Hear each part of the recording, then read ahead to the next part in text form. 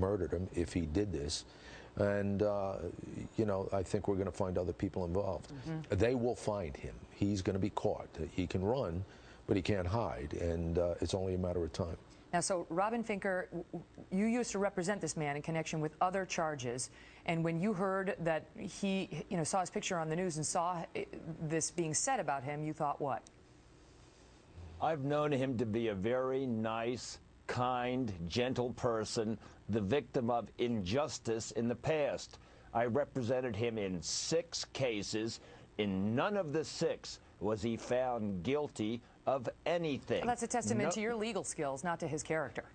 No prosecutor in this country is going to drop a concealed machete charge and let someone plead to an open container. Obviously, there's some phoniness about those charges. He was not found guilty. Well, there's not a phoniness to judgment. Well, there's a lot of charges he was found guilty of. I mean, he was convicted of assaulting his girlfriend in Maryland in 2009. He pleaded guilty the next year to malicious destruction of property after he threatened to kill a woman and her infant daughter, breaking into her apartment and stealing a TV. The officer said in that case that he said, "I'm going to come over there and kill you, your daughter, and your friends." He advised that he was good with a knife and could kill them easily. In 2010, he was arrested outside of this company while carrying the machete, and on it goes. So he doesn't really sound like that good of a person. You're reading some of the charges that are easy to make. Convicted of assaulting a girlfriend, pleaded guilty to malicious destruction. And what was the penalty for assaulting this girlfriend where there were no injuries whatsoever? Oftentimes they use these charges as a custody fight.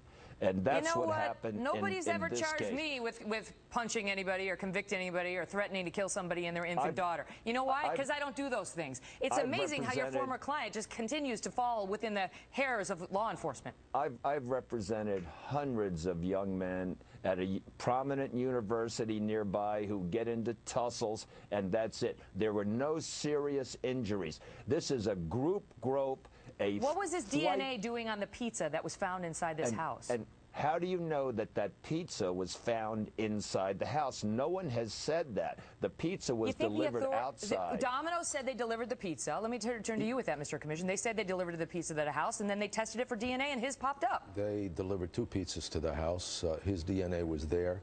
They also have some video footage that they say is him running from the area. And listen, the bottom line is they've made him the principal suspect. There's other evidence. I promise you there's other evidence. They have. They're not going to put this out, an all-points bulletin all across this country looking for this for a mass murder, a barbaric murder at that, if they didn't think it was him. Robin, It's a barbaric murder, but that is not him in the footage. How do you know? That is shown. That is not him. How do you know? I know what he looks like. There is no facial features in that photograph. Have you spoken with him? Have you spoken with him? I'm not going to comment on whether or not I've spoken with him. I think that's irrelevant. What's important here is that there's a presumption of evidence, and your other guest seems to think there's a presumption of guilt. Not in the United States there isn't. Right now. It's not a presumption of innocence if he gets charged, but in the meantime, the manhunt is underway, and nobody else needs to get hurt. And they're claiming but the reason I ask you whether you've spoken with him is because would you urge him to turn himself in, as reportedly his family has already done publicly? I would urge him to have a nice long talk with an attorney about where he was that day, his alibis, and about his future. There's talk that he's armed and dangerous.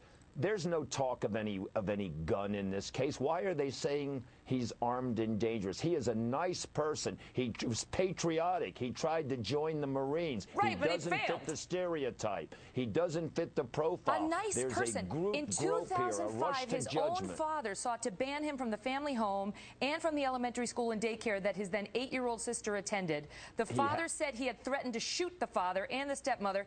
He doesn't sound all that nice. There are no attempted murder charges in that case or any shooting charges. You're an argument with his dad. You're undermining your own credibility by making those outrageous statements, sir. I appreciate your role as a defense attorney. It's an important role in this country, but you must hear how ridiculous that sounds. Because someone has an argument with his dad, you're saying he's guilty of 4 homicides? Don't think so. He's had a lot of arguments. It's more the DNA and the pizza that suggests, and the videotape of him running away. Mr. Commissioner, I'll give you the last word. But it's also other evidence that they have. They're not going to target this guy as a suspect if they just had a piece of pizza crust.